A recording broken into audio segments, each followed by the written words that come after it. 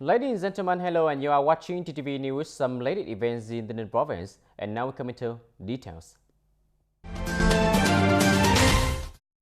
Ladies and gentlemen, at the recent first meeting of the National Steering Committee on Administrative Reform, Prime Minister Phạm Minh Chính had requested to drastically and effectively implement the governance program on administrative procedure reform for the 2020-2025 period in a bid to create greater momentum for economic growth. On May 12, 2020, the government promulgated Resolution number 68 of the government on the abolition or simplification of business-related conditions in the 2020 to 2025 period. Accordingly, Vietnam strives to cut and simplify 20% of regulations and 20% of costs related to business activities by 2025. The Prime Minister Phạm Minh Chính has also demanded that on ministry agencies and localities, expeditiously the government's scheme on renewing the one-door mechanisms in dealing with administrative procedures and the government strategy on developing an e-government that heads to the digital government in the 2021 to 2025 period and with a vision to 2030.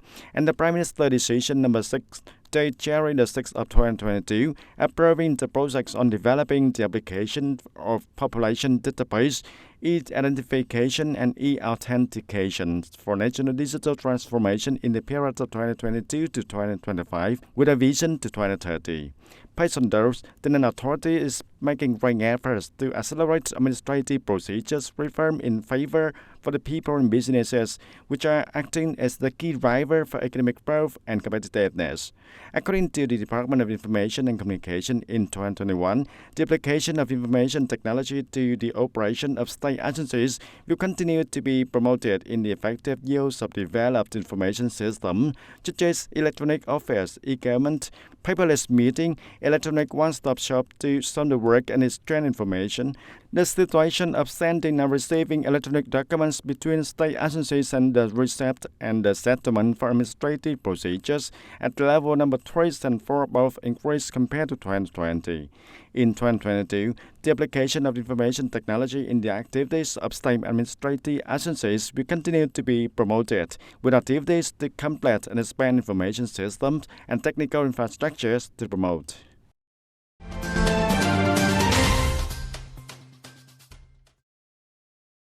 In the afternoon of March 25, the Provincial Emulation and Commendation Council held a meeting to ask for opinions on the organization of the conference to summarize the Provincial Emulation and Commendation work in 2021. Mr. Nguyễn Thanh Ngọc, Chairman of Provincial People's Committee, the Chairman of Provincial Emulation and Commendation Council, chaired the meeting. At the meeting, the Emulation and Commendation Council discussed options for organizing the conference, including the time, location, the format, and the agenda of the conference, the awarding composition at the conference, the summary report clip, and the clip introducing typical examples was played at the summary conference. Concluding the meeting, the Chairman of Provincial People's Committee, Nguyễn Thanh Ngọc, Chairman of Provincial Emulation and Commendation Council, said that the current situation of the COVID-19 pandemic is still complicated. So the conference to summarize the work of Provincial Emulation and Commendation in 2021 will be held in mid-April of 2022 in the forms of online to the main pitch points of the province and the pitch points of the district, town, and cities, and about the composition of the guests will be selected and limited in the number to ensure the pandemic prevention. Amid global oil price highs, the Vietnamese government is expected to continue seeing lower than expected inflation this year thanks to its tightened monetary policy. In early this week, the retail petrol price was reduced by more than 600 Vietnam dong, equivalent to 2.6 US cents per liter, following the last adjustment by the Ministry of Industry and Trade and the Ministry of Finance. This was the first decrease following 7 consecutive highs of petrol prices in 2022, with a total highs accounting for over 6,500 Vietnam dong.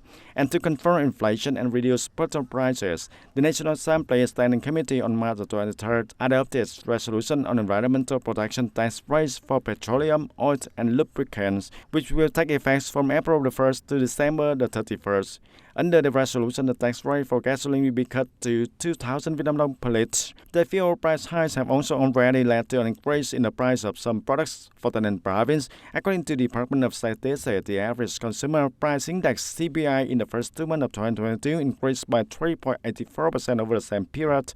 Among the groups of consumer goods and services, 5 groups increased compared to the previous month, and mainly due to the sharp increase of petrols and oil prices for many food groups in February of 2022, up to 0.18% over the previous month.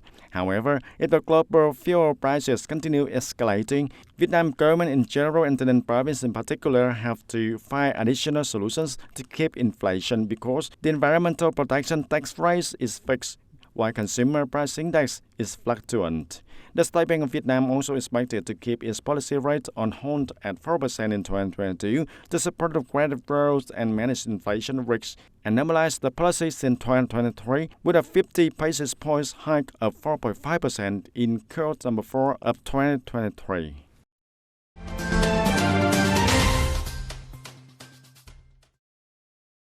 As a part of reaction program to respond to the Youth Month of 2022, the District Youth Union and Vietnam Youth Union in Ben Cau District organized a program for union members and young people to visit effective economic models and talk about the topic startup for members of cooperative groups and cooperatives in the district in 2022. At the program, union members and the youth visited to learn about Vinh Tràng Cưa production facilities in Ben Cau town, which is a new and effective economic model in the locality. District union members and the youth heard Mr. Trần Công Vinh, owner, share about the startup process, advantages, difficulties, and his own experiences, helping him start a successful business. According to Mr. Vinh, it's never too late to start a business as long as union members and the youth have the will, determination, and suitable and feasible startup projects, they will surely succeed. At the visit and exchange information, union members and the youth also directly visited the production processes that make handicraft products from girls, from planting, processing, and finishing the products. On this occasion, the District Youth Union and Vietnam Youth Federation of Ben Cau District also gave startup capital to 2 young people. Its youth will receive a startup capital for about 30 million Vietnam dong. Tay Ninh authorities are actively investing and encouraging the development of community-based tourism based on exploiting available natural advantages with endowed landscape and historical relics, especially associated with production and consumption of the agricultural and rural products. And ladies and gentlemen, in Tay Ninh province, community-based tourism activities associated with agriculture and rural production are gradually being formed, attracting tourists to visit and experience as a model of community-based tourism. Agriculture associated with agriculture with experiences at Nam Trang farms, La Farm Stay, etc. The models of agricultural experience tourism with orchards, for example, vineyards, strawberries in Ben Cau District. Model of agricultural tourism associated with ecological landscapes, etc. And the cooperative and agricultural tourism units also build an agricultural products processing area, an area for displaying, introducing and selling products and souvenirs, etc. that is spacious, clean and beautiful. Invest in embellishing village roads and alleys, renovating orchards to serve, and thereby the model of community-based tourism in Tay Ninh province has spread, creating the consensus for the people to participate in tourism.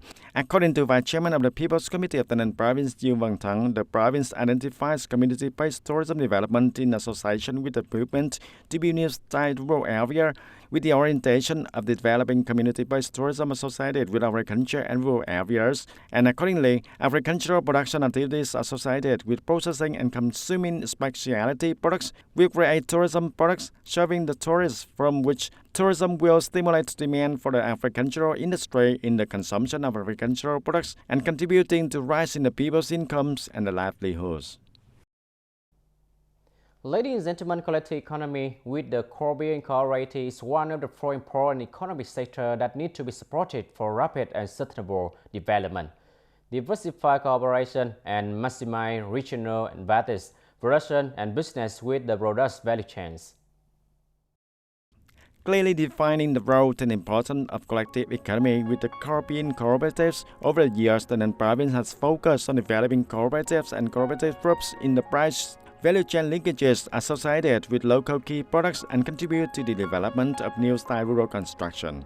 In 2021, the whole province established 21 new cooperatives. Up to now, there are 160 cooperatives and people credit funds attracting more than 39,000 members and about 236 billion Vietnam dong of charter capital.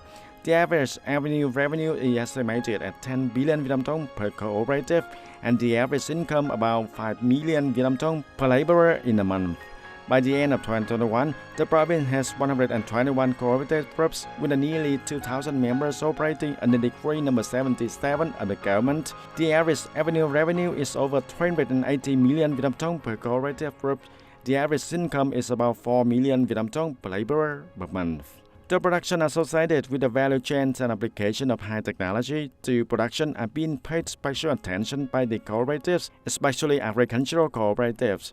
The products of these cooperatives are strongly supported by the industry and levels and are facilitated to be sold in a chain of 5 food stores in the province as well as many collective of the kitchens. And with the goal of improving the operational efficiency of collective economic organizations in the province, Tay Ninh province has also developed a project on development of collective economy and cooperatives in the province for the period of 2021 to 2025. This will be a lever creating new impetus for the collective economy and cooperatives in Tay Ninh province to have breakthrough developments, contributing to creating jobs, increasing incomes for the members, building agriculture and new style rural areas, and ensure the social security in the rural areas. In the coming time, the province will thoroughly grasp the guidelines and policies of the central government and the province on innovation and development of the collective and cooperative economy, developing the collective economy in various forms in which priority is given to be model associated with the value chains, strengthen cooperative links to replicate and attract the people, organizations, and businesses to join down associates with cooperatives, continue to review and propose policies to support cooperatives to improve their production capacity, competitiveness, and adaptability to the market economy and in the context of international integration. At the same time, the also builds model cooperatives model in order to propagate right awareness and create attraction of the people, organizations, and businesses to participate, associating with the cooperatives, and serve as a basis to expand. In order to achieve the goals and facilitate cooperatives to set the state support policies and to gradually overcome shortcomings and limitations, the Department of Cooperative Development and the Ministry of Land and Investment proposes faithfully implement a number of solutions such as strengthening the apparatus, improving the capacity, effectiveness, and efficiencies of state management of the collective economy and cooperatives, perfecting mechanisms and policies to support the collective and cooperative economic development, strengthen and improve the effectiveness of propaganda, training, and dissemination of legal knowledge and policies to support the development of collective economy and cooperatives. Ladies and gentlemen, that's all for today TTV News. Thank you for watching and see you next time.